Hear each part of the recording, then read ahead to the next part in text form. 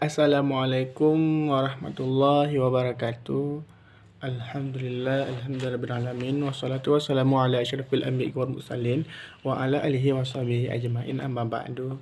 Baik, pada kesempatan kali ini saya akan menjelaskan tentang pemahaman bacaan saya, iaitu tentang buku psikologi pendidikan. Jadi pada bab 1 ini menjelaskan tentang apa sebenarnya psikologi itu. Jadi apa yang hendak diselidiki oleh psikologi ialah segala sesuatu yang dapat memberikan jawaban tentang apa sebenarnya manusia itu. Mengapa ia berbuat atau berlaku demikian, apa yang mendorongnya berbuat demikian, apa maksud dan tujuan ia berbuat demikian.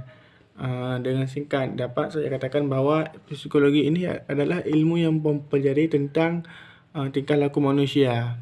Jadi yang dimaksud dengan tingkah laku di sini ialah segala kegiatan, tindakan atau perbuatan manusia yang disadari maupun yang disadari, yang disengaja maupun yang tidak disengaja. Termasuk di dalamnya cara ia melihat, berbicara, berfikir atau mengambil tindakan, cara ia melakukan sesuatu, caranya bereaksi terhadap segala sesuatu yang baik yang datang dari dalam dirinya maupun dari luar dirinya. Dengan kata lain, bagaimana cara manusia itu atau seseorang berinteraksi dengan dunia luar. Itu tentang bab 1. Bab 2 membahas tentang iaitu pembawaan, keturunan dan lingkungan.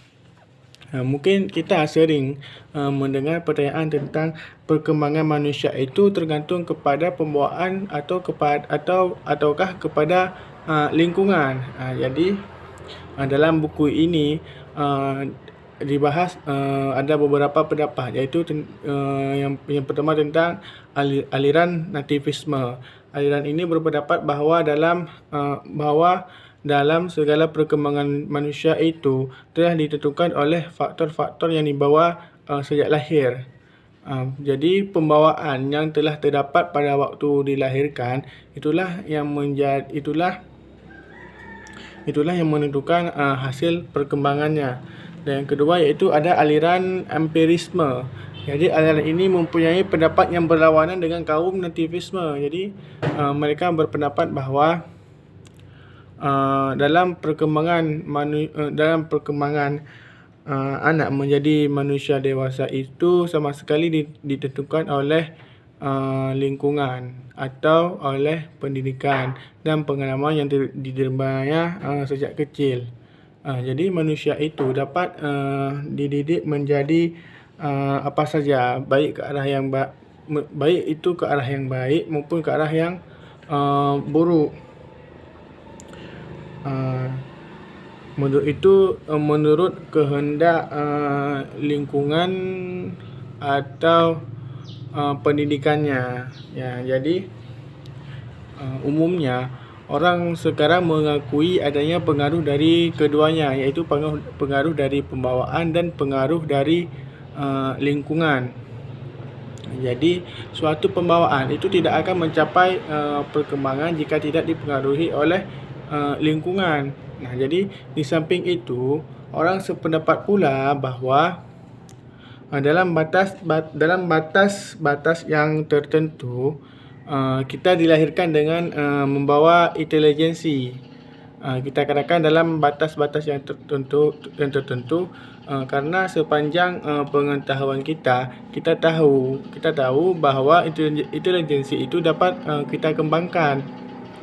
Yang terakhir iaitu adalah hukum konvergensi. Jadi hukum ini berasal dari seorang ahli psikologi dari bangsa Jerman yang bernama William Strand.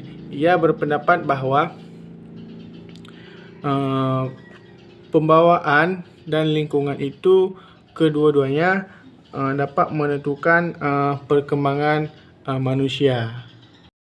Baik, selanjutnya itu bab 3 menjelaskan tentang mengapa manusia berinteraksi dengan dunia luar. Jadi tenaga pendorong pada manusia itu, daya atau tenaga apakah yang mendorong manusia itu untuk berinteraksi dengan dunia luar. Karena itu karena agar dapat melangsungkan dan mengembangkan hidupnya. Jadi daya-daya yang mendorong manusia itu atau nafsu, yang dimaksud dengan dorongan nafsu ialah dengan jalan atau mencari atau mencapai sesuatu yang berupa benda-benda ataupun nilai yang tertentu. Jadi manusia adalah makhluk yang belum selesai, belum lengkap, dan yang membutuhkan dunia luar untuk berkembang, untuk mencapai kesempurnaannya. Jadi baik jasmani maupun rohani. Jadi dorongan nafsu itu yang merupakan kekuatan di dalam dirinya yang mendorong kita untuk maju, untuk memiliki benda-benda dan nilai itu. Jadi dalam garis besar, dorongan nafsu itu dapat dibagi menjadi 3 dorongan, yaitu pertama dorongan nafsu, yaitu mempertahankan diri, mencari makanan jika ia lapar, menghindarkan diri dari bahaya. Jadi menjaga diri agar tetap sehat, mencari perlindungan untuk hidup dan sebagainya. Itu yang pertama. Dan yang kedua yaitu ada dorongan nafsu untuk mengembang diri. Jadi maksudnya yaitu dorongan ini tahu untuk melatih diri dan mempelajari sesuatu yang belum diketahuinya pada manusia. Dorongan inilah yang menjadikan kebudayaan pada manusia itu untuk makin tinggi. Yang terakhir yaitu ada dorongan nafsu untuk mempertahankan jenis. Jadi maksudnya di sini manusia ataupun hewan secara sadar maupun tidak sadar selalu menjaga agar jenisnya itu tetap berkembang dan hidup. Jadi dorongan nafsu ini antara lain terjelma dalam adanya perjodohan dan perkawinan. Jadi serta dorongan untuk memelihara dan mendidik anak. Jadi ada pula yang membagi dorongan nafsu itu menjadi 4 macam lagi. Yaitu dorongan nafsu vital atau hayati. Yang kedua dorongan nafsu egois. Dan yang keempat yaitu dorongan nafsu sosial. Dan yang terakhir yaitu dorongan nafsu supra-sosial. Jadi dengan melihat kepada pembicaraan tersebut di atas, ada beberapa ahli psikologi yang menempatkan dorongan nafsu itu hanya pada nafsu virtual saja, yakni yang berhubungan dengan kebutuhan organisme kita sebagai makhluk biologis. Jadi seperti lapar, haus, merasa dingin, rasa seksual. Sedangkan